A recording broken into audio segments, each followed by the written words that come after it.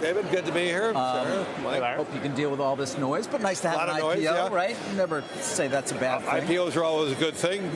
Brings more capital into the market, expands the capital markets. Yeah, actually, I might want to get to that with you, but let's start off with the earnings themselves. Right. You know, on the call, you're talking about the uncertain backdrop, of course, but it doesn't mean there's a lack of opportunities.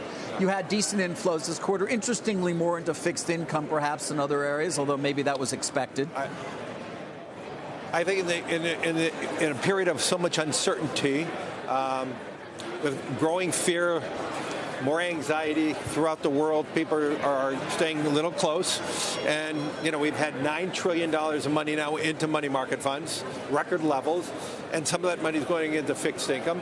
But the alternative, though, if you were fully invested in the equity markets, you would have made 25% return. So, and this is what I try to talk about. It's not about the moment. Yes, there's uncertainty, but over the long run, do you believe in American-style capitalism? Do you believe in the markets? And over the long run, I do believe our market's going to continue to be driving excess returns above what you could earn in a money market fund. Right, and on the call, you talked about what you believe are still great opportunities, your words, for investors across a number of structural trends. I might expect that those include the likes of what? AI? What else? Well, the combination, AI cannot truly happen unless there's a huge investment in infrastructure. The amount of energy that is required for AI is enormous, and the amount of power generation.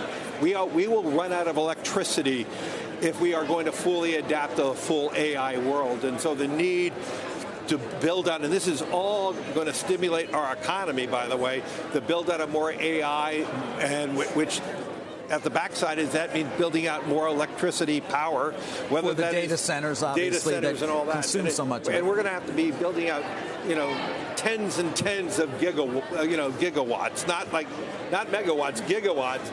And we're talking trillions of dollars of investing. And so the opportunity is enormous in the coming years. And this is one of the fundamental reasons why I believe the United States is leading this. But let's be clear, I'm talking to political leaders in other countries, and their desire to build out data centers, AI, technology, at the same time decarbonization. So this is why I remain to be a little more constructive, why I believe there's elevated inflation in the world, and I think all of this is playing out.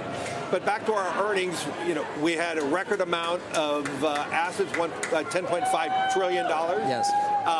All of it's our clients' money. More than 50% of it is retirement. And we saw flows across the board, worldwide. We had active flows where still, in many cases, active outflows are occurring in the industry. We had inflows. And so the resiliency of our business is only accelerating. For the first time in a long time, I noted our pipeline has never been stronger of noted wins that are going to fund in the future. And so what we see is acceleration in our business model.